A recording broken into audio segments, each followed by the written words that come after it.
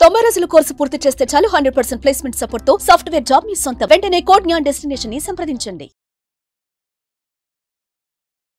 నమస్తే రవీంద్రనాథ్ గారు. నమస్తే అండి Javeri garu. Unnatural sex with wife, sexual assault ఇది ఎంతవరకు నేరం కింద చూడొచ్చు? ఎందుకంటే రీసెంట్గా ఛత్తీస్గఢ్ కోర్టు జడ్జ్మెంట్ ఇచ్చింది. దీనిపైన వివరాలు. ఛత్తీస్గఢ్ హైకోర్టులో ఒక కేసు వెళ్ళడం జరిగింది. ఆ కేసుకు సంబంధించిన వివరాలు ఏంటంటే 15 ఇయర్స్ మ్యారిటల్ స్టేటస్లో ఉండి మ్యారిటల్ లైఫ్లో డీల్ చేసిన తర్వాత తను ఏం చేసిందంటే వేరే కారణాల రీత్యా డీవీసీ ఫైల్ చేస్తూ డొమెస్టిక్ వైలెన్స్ కేసు ఫైల్ చేస్తూ కూడా తన హస్బెండ్ తనతోటి అన్యాచురల్ సెక్స్ అదేవిధంగా సెక్సువల్ అసాల్ట్ చేస్తున్నారని చెప్తూ ఆవిడ కోర్టుకి వెళ్ళిన తర్వాత దీని మీద చాలా డిస్కషన్స్ జరిగిన తర్వాత ఫైనల్గా ఛత్తీస్గఢ్ హైకోర్టు ఒక జడ్జిమెంట్ ఇవ్వడం జరిగింది. ఆ జడ్జిమెంట్లో ఏముందంటే ఇది 15 ఇయర్స్ వాళ్ళు కలిసి మ్యారిటల్ ఒక లైఫ్లో ఉన్నారు కాబట్టి ఇది వాళ్ళిద్దరమే జరుగుతుంది. మనం సెక్సువల్ అసాల్ట్ కానీ లేకపోతే అన్యాచురల్ సెక్స్ అనేది మనం పరిగణించలేము. సో దాన్ని మనం అలా అని చెప్పి అతన్ని సెక్షన్ 375 అంటే రేప్ కిందకు వస్తుంది. ఐపీసీ 375 అనేది రేప్ కిందకు వస్తుంది. 377 అనేది ఏంటంటే ఇప్పుడు నేను చెప్పినటువంటిది బలవంతంగా చేసినటువంటిది ఆ వైఫ్తో చేసినటువంటిది కూడా దీని కిందకు వస్తుంది అనమాట. దీని ఈ రెండింటిని సంబంధించి అది మనం అట్లా పరిగణించలేము అని చెప్తూ ఛత్తీస్గఢ్ కోర్టు ఆ కేసుని కొట్టేయడం కూడా జరిగిందనమాట. అంటే ఇక్కడ మనకి చట్టాలు ఏం చెప్తున్నాయంటే మహిళల యొక్క రక్షణ చట్టాలు ప్రధానంగా 2 రకాలు ఉంటాయి. ఒకటి ఏంటంటే డొమెస్టిక్ వైలెన్స్ చట్టం, ఇది 2005కి సంబంధించినటువంటి సవరణ చేసినటువంటి అమెండ్మెంట్ అయినటువంటి యాక్ట్. ఇది కాకుండా హిందూ మ్యారేజ్ యాక్ట్ ఏదైతే 1956 యాక్ట్ ఉందో 1955 ఆ 55 యాక్ట్ కూడా మనకి ఇదే చెప్తుంది అనమాట.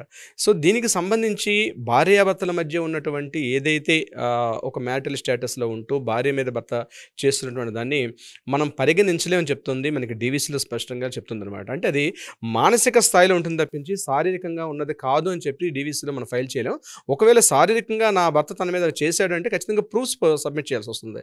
సో 99% ఆఫ్ కేసుల్లో ప్రూఫ్ సబ్మిట్ చేయడం చాలా కష్టం. అది మళ్ళీ ప్రూఫ్ సబ్మిట్ చేస్తే అంటే కెమెరాస్ కానీ ఇట్లాంటి పెడితే మళ్ళీ కెమెరాలు ఎందుకు పెట్టామనే విషయం మీద కూడా మన రకరకాల కేసులు వస్తాయి. కాబట్టి డొమెస్టిక్ వైలెన్స్లో ఇది యాక్చువల్గా తప్పుగా మనకి పరిగణించారు అనమాట యాక్చువల్గా. సో దీన్ని యాక్చువల్గా తీసుకునే అవకాశం లేదు. కానీ కేరళ హైకోర్టులో మాత్రం అక్కడ డొమెస్టిక్ వైలెన్స్ ఆ రాష్ట్ర చట్టాల్లో మాత్రం కేరళ హైకోర్టులో మాత్రం ఇది డొమెస్టిక్ వైలెన్స్ కిందకు వస్తుంది. ఇది కూడా చూపించాల్సిన అవసరం వస్తుంది. అంటే ఒక భర్త తన భార్యకి ఇష్టం లేకుండా ఆమెతో చేసినటువంటి లైంగికపరమైనటువంటి చర్యలు ఏమున్నా సరే లేదా ఆమెను ఆ రకంగా ఫోర్స్ చేసినా సరే, ఆమెకి ఇష్టం లేకుండా ఫోర్స్ చేసినా, అదేవిధంగా ఆమెకి ఇష్టం లేకుండా అన్యాచురల్గా ఆమెతో రకరకాలుగా పార్టిసిపేట్ చేయమని ఫోర్స్ చేసినప్పుడు కూడా అది రేప్ కింద పరిగణించలేము. అంటే సెక్షన్ ఐపీసీ 375 కింద దాన్ని మనం యాక్సెప్టెన్స్ ఇవ్వలేమని చెప్తూ కోర్టు అనేక సందర్భాల్లో కేసుల్లో కూడా చేయడం జరిగింది.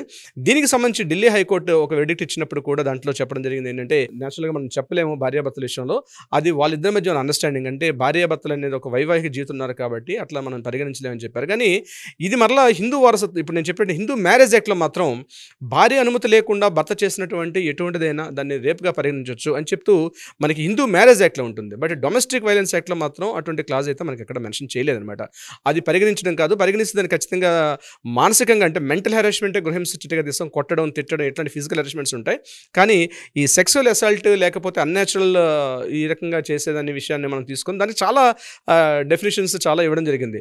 ఇకపోతే సుప్రీంకోర్టు సంబంధించి 2002లో కేసు ఇంకా ఆల్రెడీ పెండింగ్లో ఉంది. ఆ కేసు ఇంకా హీరింగ్స్ అవుతున్నాయి. ఇంకా అది కూడా ఇప్పటివరకు సుప్రీంకోర్టులో కూడా జడ్జిమెంట్ అయితే రాలేదు.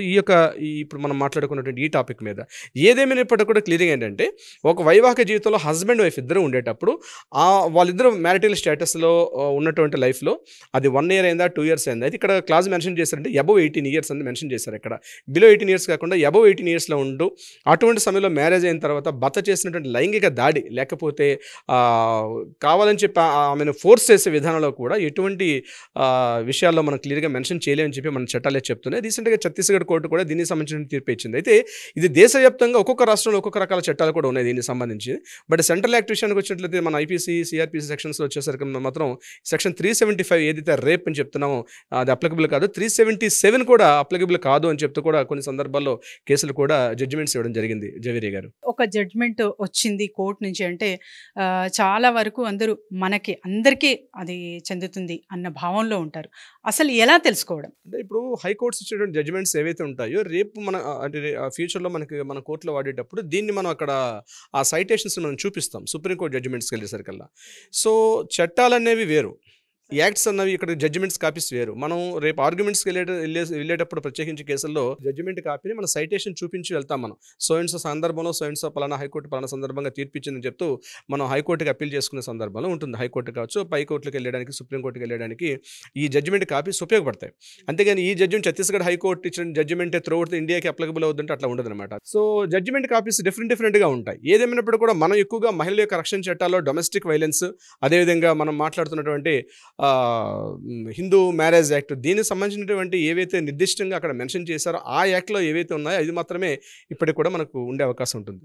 ఈ మధ్య కాలంలో చూస్తున్నాం sir, divorce cases especially. So ఇలాంటివి కూడా ఆరోపణలు వేసే ఛాన్సెస్ ఉంటాయి. సో దీనివల్ల ఇలాంటి జడ్జ్మెంట్ వచ్చింది అని భావించచ్చా? అంటే డివోర్స్కి ఇది కారణం. అదే ఇప్పుడు మీకు చెప్పాను, డొమెస్టిక్ వైలెన్స్ ఇది చూపిస్తూ ఇది మెంటల్ హెరాస్మెంట్ కిందకు వస్తుంది, మెంటల్ హెరాస్మెంట్ కింద తీసుకుంటారు తప్పించి ఇది జరిగింది అని చెప్పి డొమెస్టిక్ వైలెన్స్లో, అదే నేను చెప్పేది, డివోర్స్కి అప్లై చేసినప్పుడు ఇది కారణంగా చూపించేటప్పుడు ఆ సందర్భాలు, ఆ సిచ్యువేషన్స్ అన్నీ మారిపోతుంటాయి. జవేరి గారు స్పెసిఫిక్గా ఇలా ఉంది కాబట్టి మాకు డివోర్స్ ఇచ్చేయమని చెప్పడం కరెక్ట్ కాదు. కాబట్టి ఆ సిచ్యువేషన్స్ని బట్టి మారిపోతుంటాయి అవన్నీ కూడా. చాలామంది ఇలాంటి ప్రాబ్లమ్స్ ఫేస్ చేస్తున్నా, లేకపోతే ఇలాంటివి తెలుసుకోవాలన్నా కూడా మిమ్మల్ని సంప్రదించడం ఎలా? తప్పనిసరిగా జవేరి గారు, కింద ఏంటంటే స్క్రోల్ అవుతున్నటువంటి నెంబర్ని కాంటాక్ట్ చేయగలిగితే మన లీగల్ టీం వాళ్ళకి అప్రోచ్ అవుతారు. అప్రోచ్ అయ్యి ఏదైనా సలహా సంప్రదింపులు కావాలనుకున్నా, అదేవిధంగా న్యాయపరంగా పరిష్కారం అనుకున్నా కూడా ఆ దిశగా మన వాళ్ళు ప్రయత్నం చేస్తారు. ఇమీడియట్గా మీ చేతిలో ఉన్న మొబైల్ తీసుకొని ఆ స్క్రోల్ అవుతున్న నెంబర్ని కాంటాక్ట్ చేయండి. మన లీగల్ టీం మిమ్మల్ని అప్రోచ్ అవుతారు. Thank you sir. Thank you so much అండి జవేరి గారు. సుమన్ టీవీలో మీ పర్సనల్ అండ్ బిజినెస్ ప్రమోషన్స్ కోసం కింది నెంబర్కి కాంటాక్ట్ చేయండి.